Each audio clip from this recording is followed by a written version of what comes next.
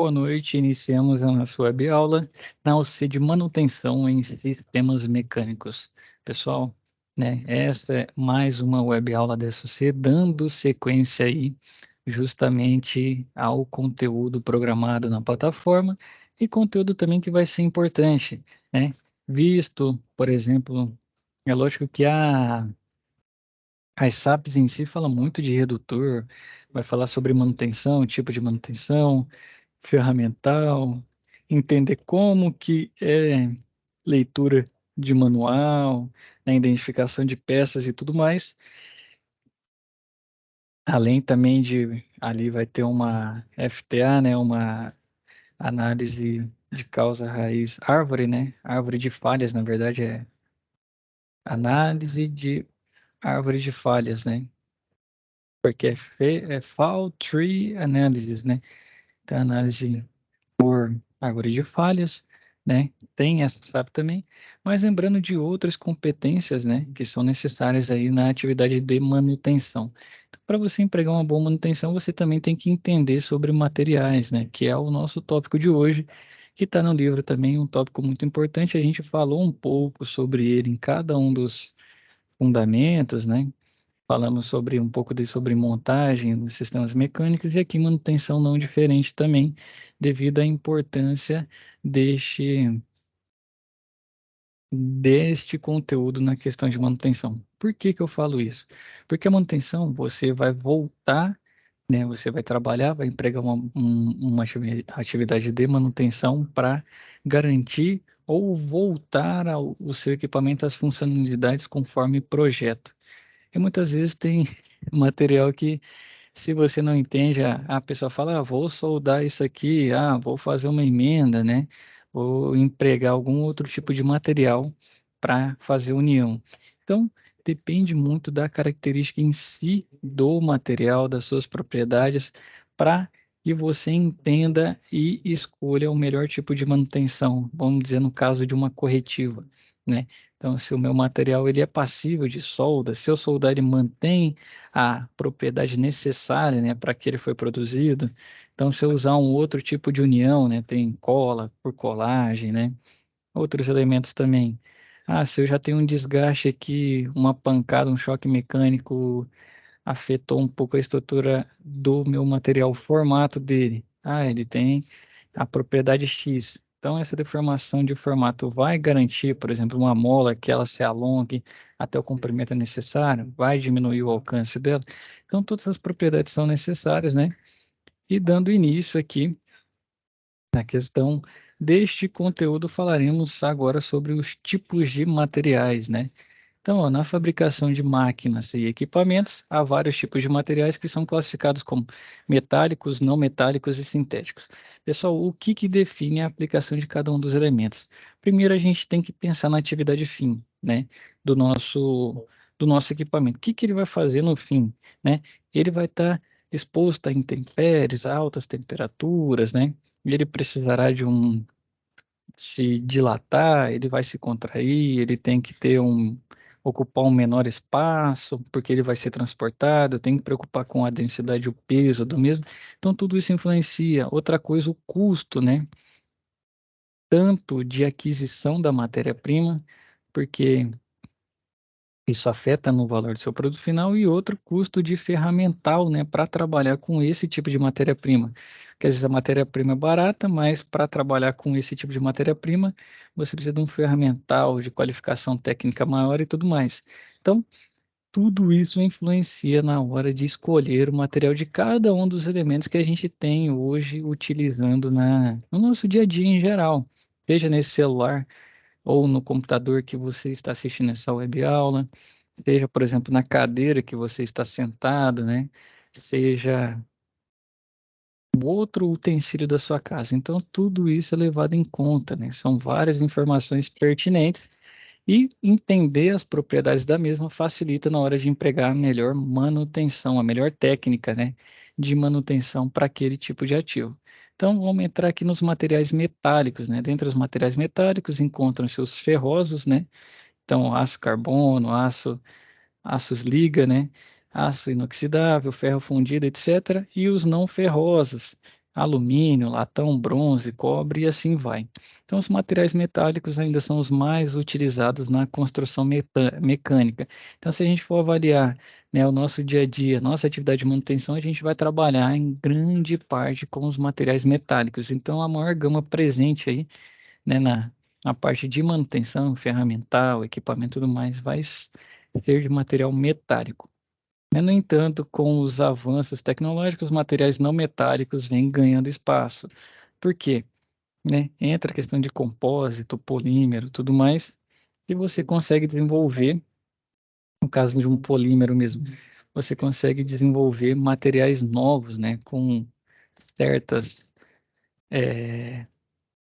especificidades, certas características que é melhor para você e depois fazer uma linha de produção desse material que você desenvolveu.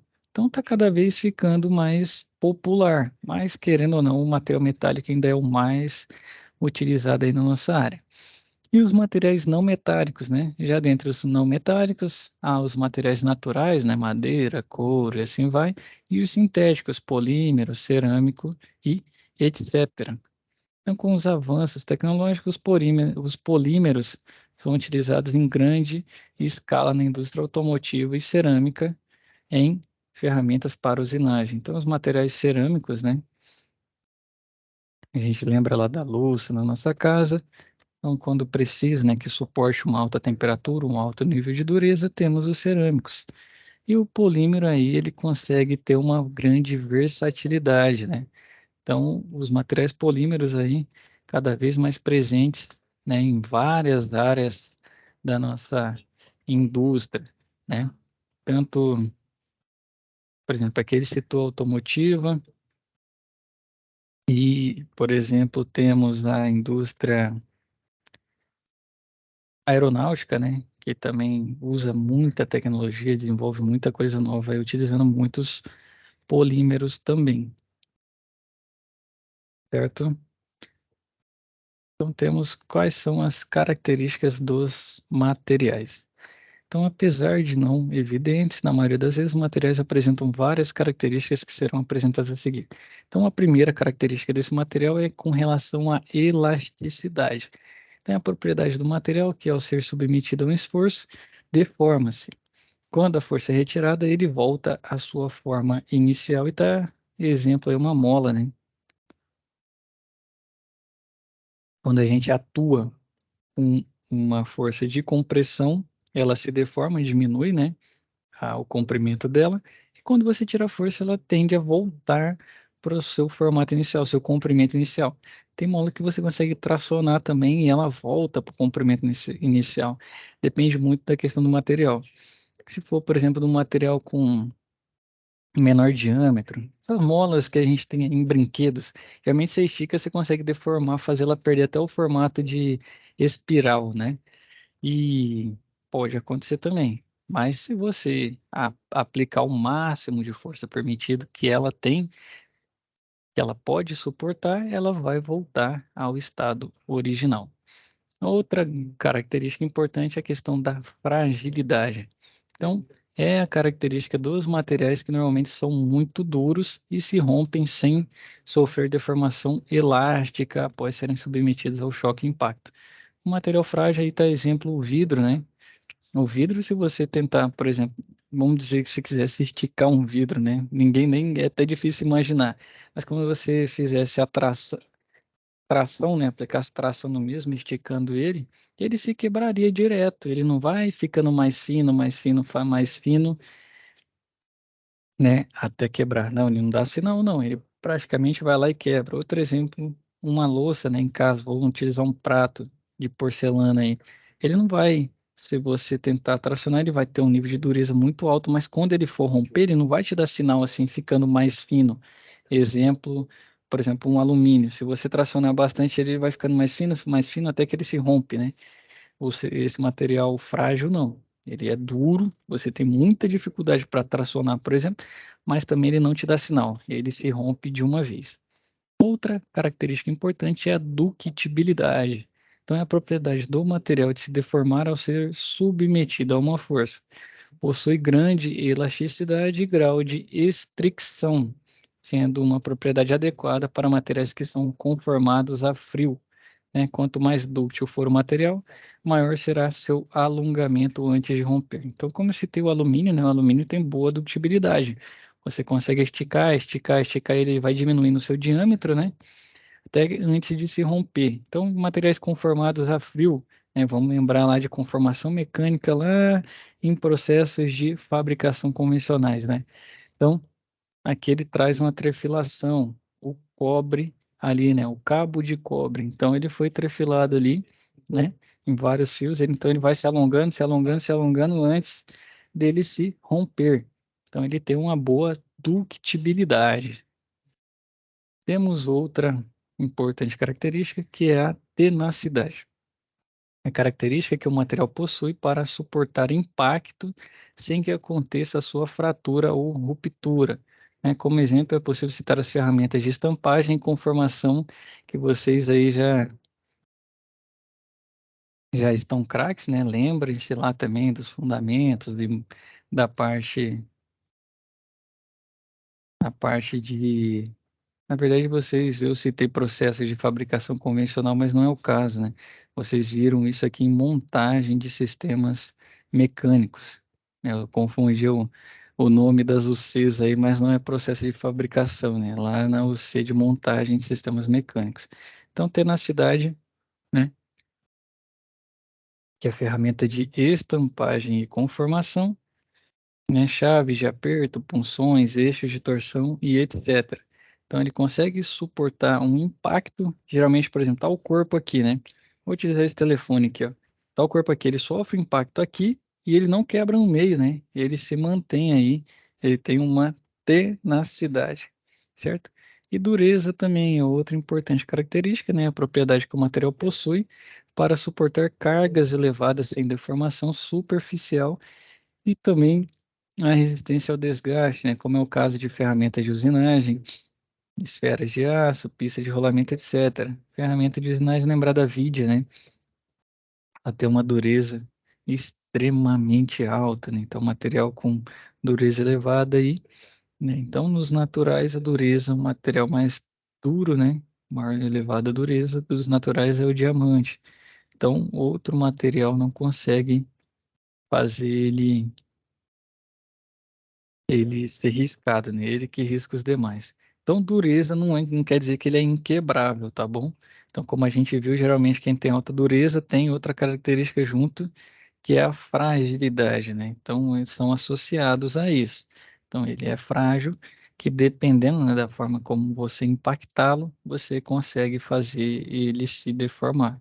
É lógico que vai ter que aplicar bastante força aí para acontecer, né, essa ação.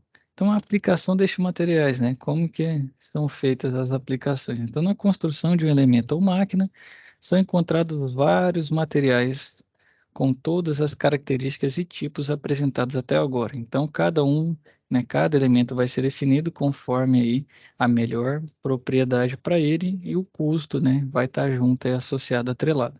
Então, geralmente é encontrado o ferro fundido em bases e corpos de máquinas, o aço em armações e proteções, os materiais sintéticos em proteções, vedações, guias e também como acessórios, principalmente na indústria automotiva. Enfim, os vários tipos de materiais estão presentes diretamente na construção de um maquinário, eletrodomésticos, construção civil e etc.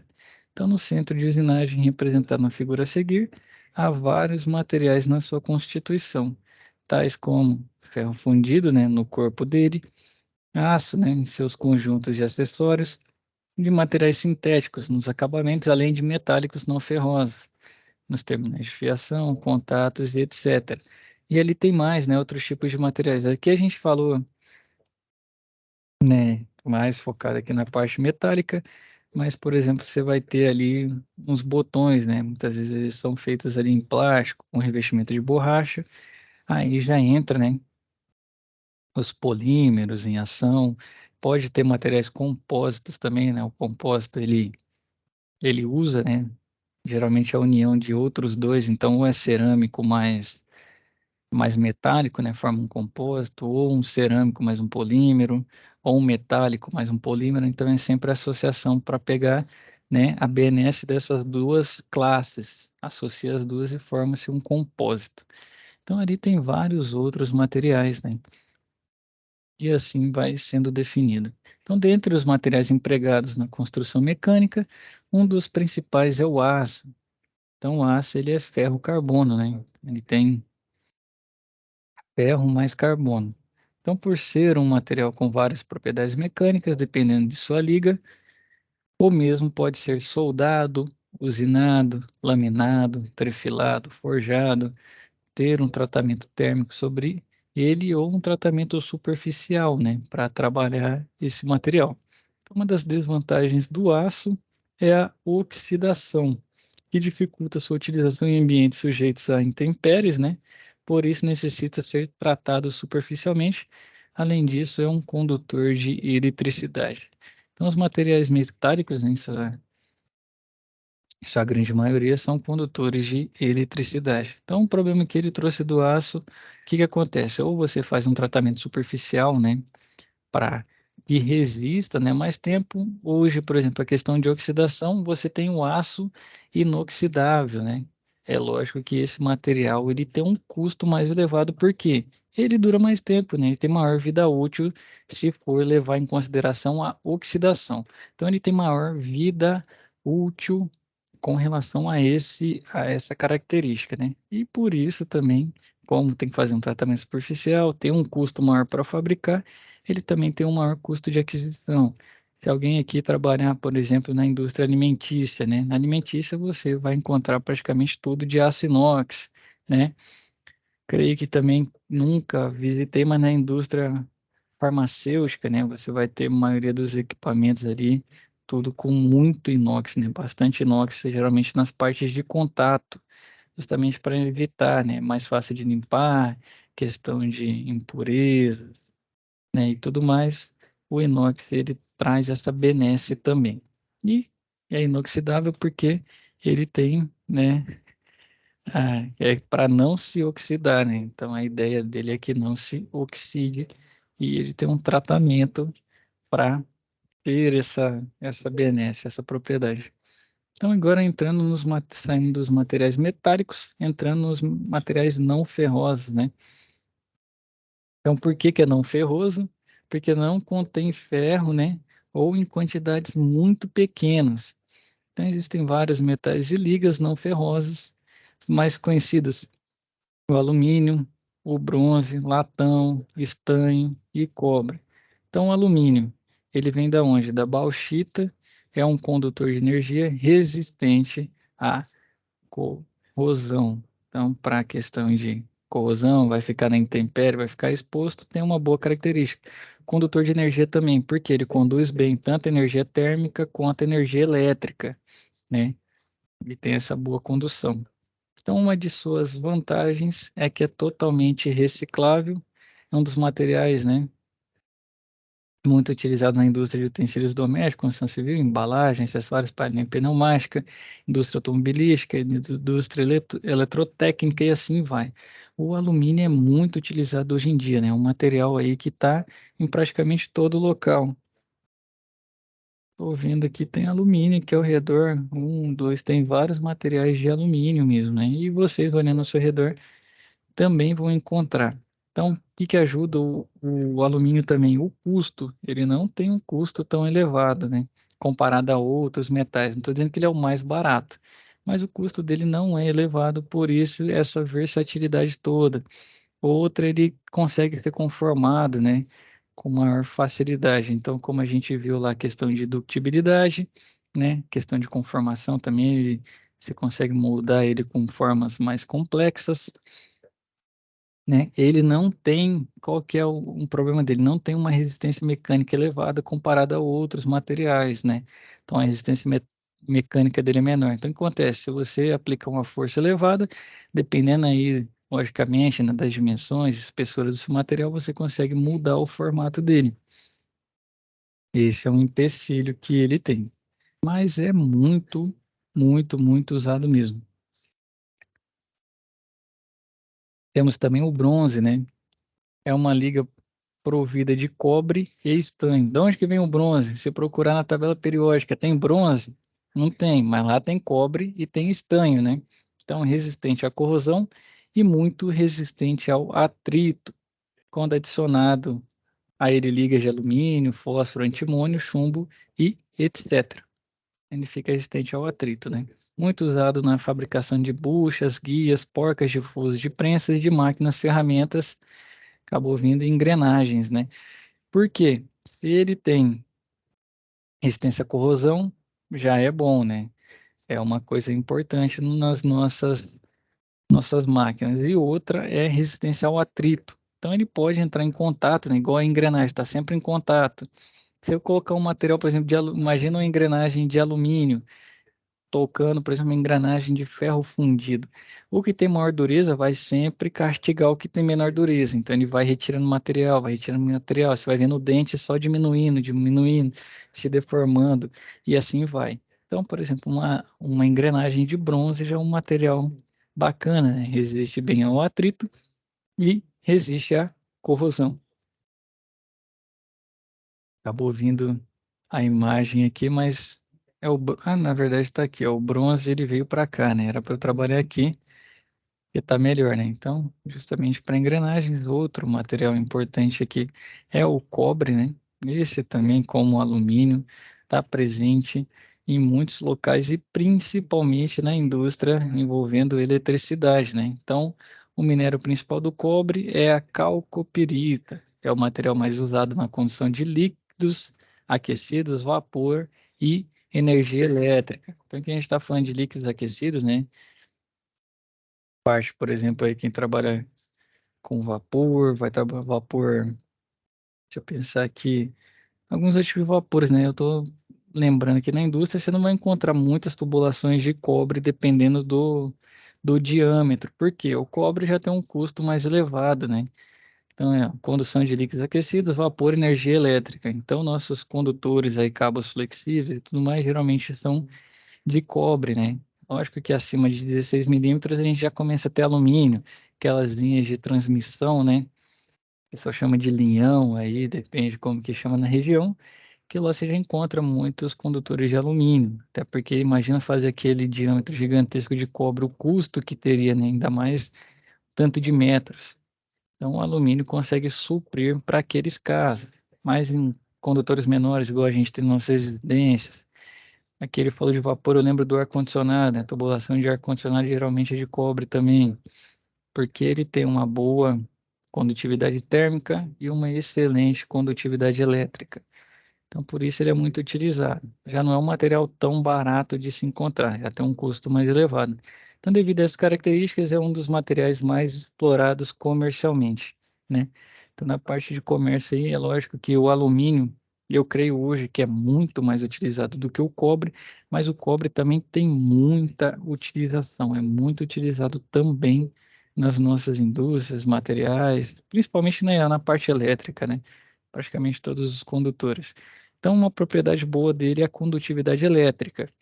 Ele não é um material que tem essa maior propriedade. Um dos que tem, né, das maiores propriedades, né, de condutividade elétrica é o ouro, né? O ouro conduz bem. Então, não sei se eu já comentei com vocês aqui, mas, por exemplo, aí quem gosta de quem é gamer, né? Gamer, gosta de nessa área, questão de som, né, tudo mais. Os componentes aí, geralmente, para conduzir essa eletricidade é feita de ouro, né? Não estou dizendo que pegar um computador e desmontar vai ter 1 quilo de ouro, não. São, nem sei se chega a ter mais de 1 grama, né, de ouro. Eu acho que não chega a isso, porque são fios, né, com um diâmetro bastante pequeno, né? A seção nominal desse condutor é pequena. Mas sim, tem. Isso é muito comum. Até por isso que, por exemplo, você pega aí vamos usar um mouse, um mais barato custa aí um valor menor e os mais caros aí custa até, né, 100 vezes mais. Vamos pegar um mouse de 50, você encontra mouse de 5.000 reais. Então, por quê? Aí já vai ter ouro dentro dele, né? Ah, é feito de ouro. Não, não é isso. Quer dizer que os condutores, a parte da placa eletrônica do mesmo, muitas vezes a trilha, né? acreditar que a trilha seria muita coisa. Nunca tive acesso nem abri um desse para ver se até a parte da trilha é feita de ouro, mas os componentes, o cabo, né? Geralmente esses mouse mais caros são com cabo, ele tem ouro ali dentro. Vai usar o ouro para fazer essa ligação. Temos o estanho também, né, originário dos minérios cassiterita e hematita. Seu ponto de fusão eles são, né, 232 graus Celsius, considerado baixo. Exatamente, 232 na indústria dos metais é quase nada, né? É um material muito resistente à oxidação natural, né, se for o ar, né, ou água do mar, mas em compensação tem pouca resistência aos ácidos e sais não metálicos. É muito utilizado como material para solda de terminais e como liga de composição de outros materiais. Então, vou fazer um aço liga, muitas vezes eu coloco o estanho, né? Outra coisa que ele é muito comum, solda de terminais. Então, vou fazer uma solda de terminal, eu uso estanho. Vou soldar minha placa eletrônica, né? A trilha, geralmente é de estanho. Me surgiu uma dúvida que poderia, nesses equipamentos mais caros, ter ouro ali na placa, né? Não sei se realmente tem. Surgiu uma ideia aí, né? Se alguém puder trazer essa informação na próxima web aula, ficarei grato. Mas o comum nas trilhas, né, das placas eletrônicas é o estanho. Junto com ele, nós temos outro material que é o latão, né? O latão é a junção do cobre com o zinco, uma liga muito resistente ao desgaste e a choques mecânicos. Uma de suas características é de ser deformado facilmente em fios, usado na fabricação de parafusos, porcas, conexões e etc. Também muito utilizado, muito comum aí na nossa área, materiais de latão, até pelo custo, né? Então ele é cobre com zinco, então ele não vai ser só de cobre que é mais caro, né? Com essa liga aí você consegue bom, né, expor resistência ao desgaste e a choques mecânicos, que é o que a porca vai fazer, parafuso vai fazer, conexão vai fazer. O material que a gente tem é o ferro fundido, né? Então, um dos principais materiais, né, um dos mais utilizados na fabricação mecânica, muito próximo ao aço, né? Então, muito comum o ferro fundido.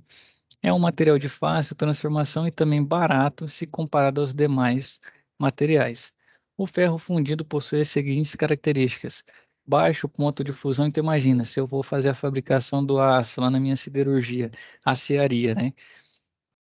Quanto mais alto o ponto de fusão, quer dizer que eu preciso que chegue a uma temperatura mais elevada. Meu alto forno, né, por exemplo, tem que chegar a 1000, 1200 graus, 1300.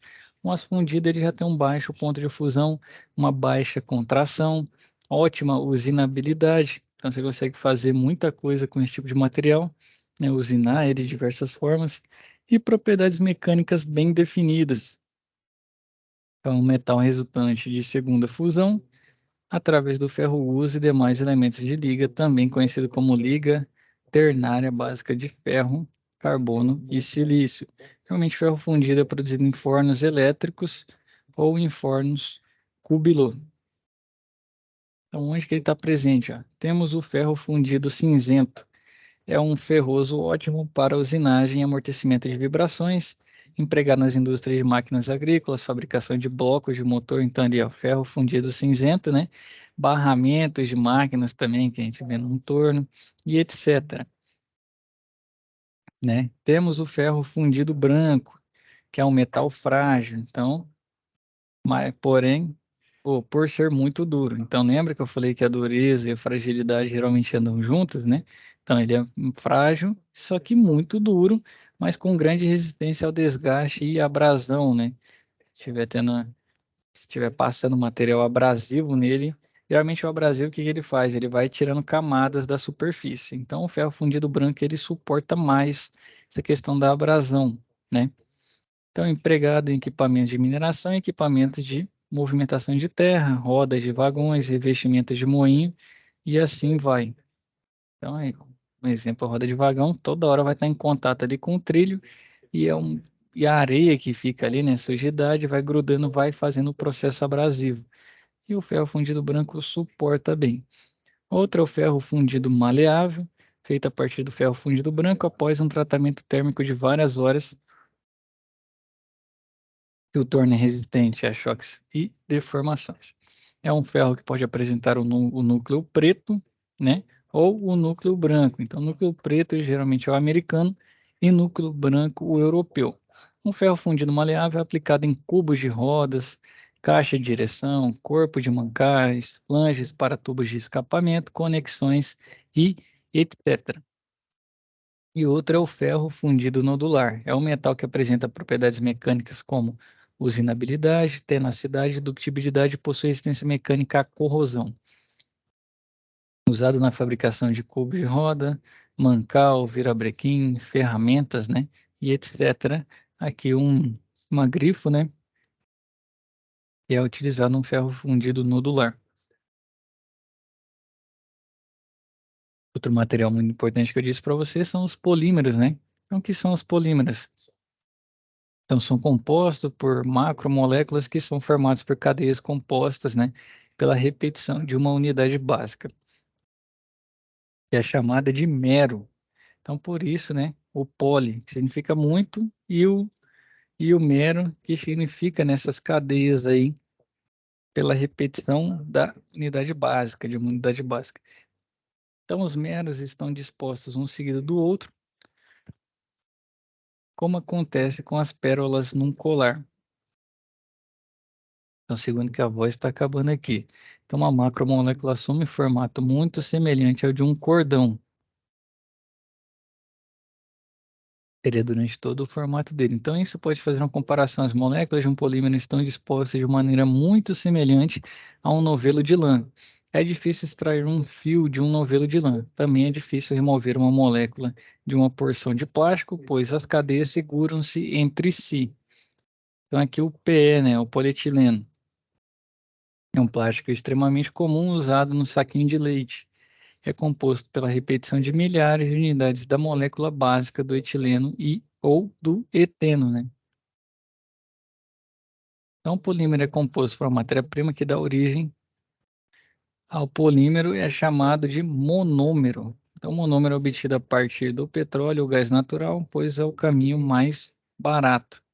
Então, é possível obter monômeros a partir da madeira, álcool, carvão e até do dióxido de carbono, pois todas essas matérias-primas são ricas em carbono, que é o átomo principal na constituição dos materiais poliméricos. Então, todos esses caminhos, contudo, aumentam o preço do monômero obtido, tornando-o não competitivo. Só um segundo.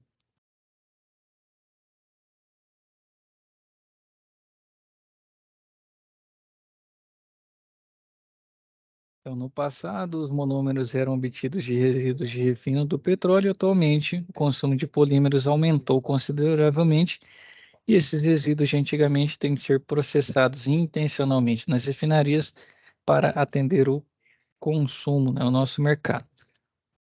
E dentro dos polímeros, um importante que são os termoplásticos, né? Esses são chamados de plásticos também, né? Composto a maior parte por polímeros comerciais. Sua principal característica é por ser fundido diversas vezes. Dependendo do tipo do plástico, também pode dissolver em diversos solventes.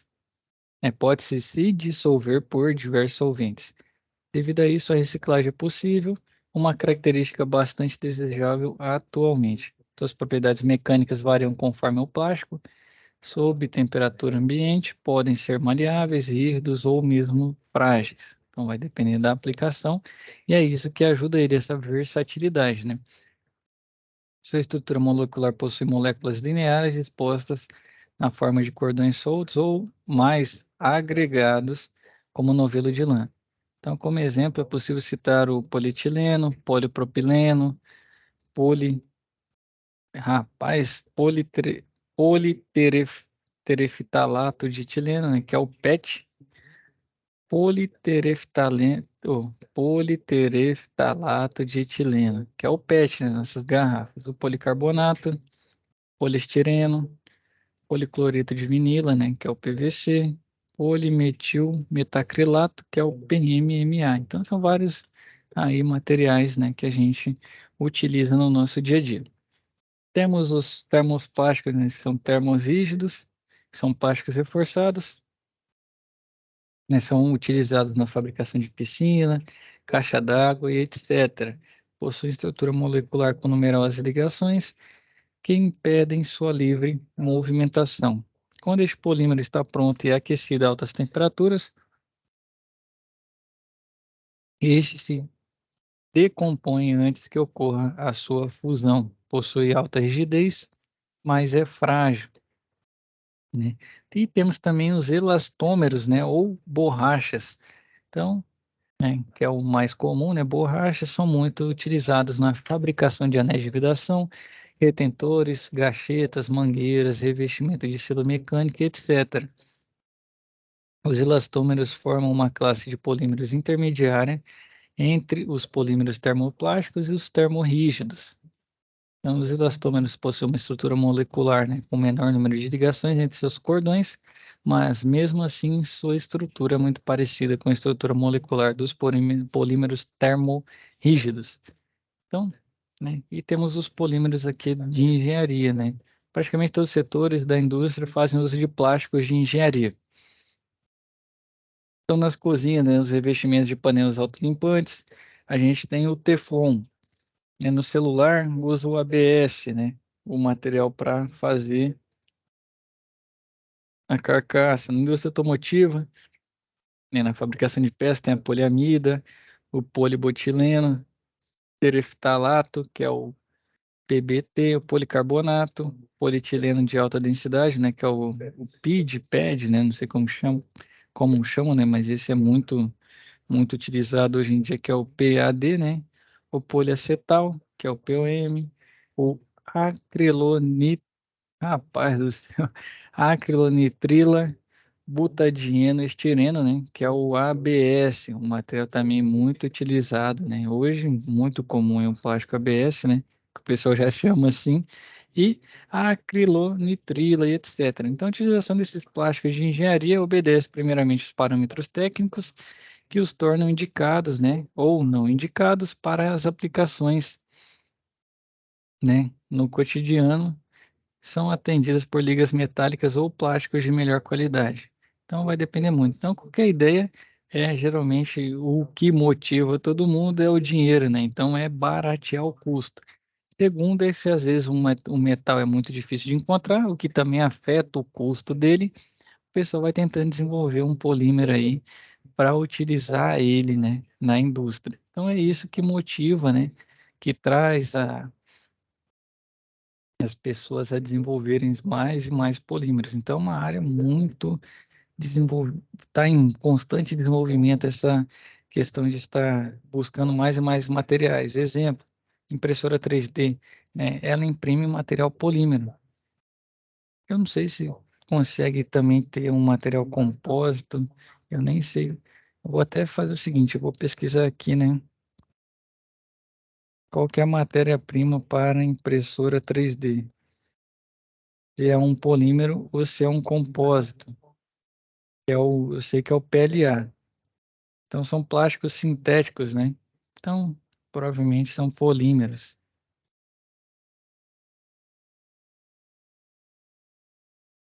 Tá, até porque tá certo, é polímero mesmo. Se fosse compósito, iria ter que ter umas propriedades que não tem, né? Geralmente quando imprime no 3D. Então tá aí, ó, impressora 3D que está muito difundida, né? Dá para fabricar muita coisa e eles utilizam polímeros como matéria-prima.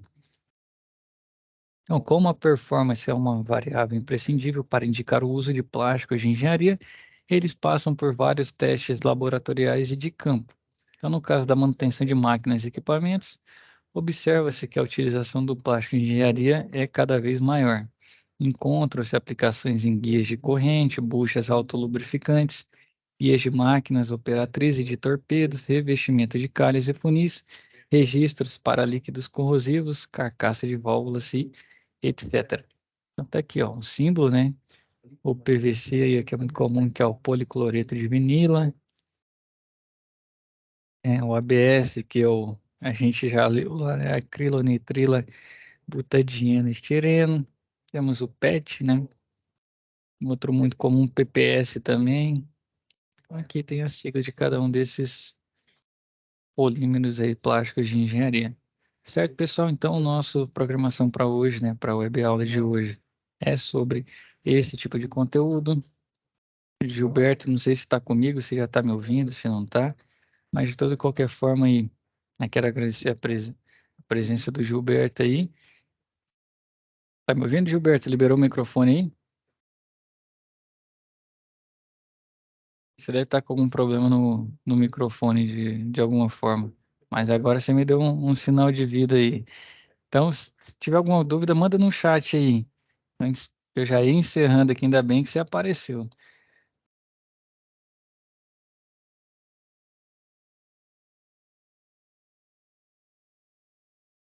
tiver alguma dúvida, puder mandar no chat. Ou se não tiver também, só dá um feedback aí para eu fazer as considerações finais. Ah, um joinha. Então, creio que está tudo certo. Então, agradecer a presença aí, Gilberto, na nossa web aula de hoje. Pedir aos senhores que mantenham se estudando pelo menos 1 hora por dia, certo? Seguimos. Até a nossa próxima web aula. Fiquem com Deus e boa semana para todo mundo.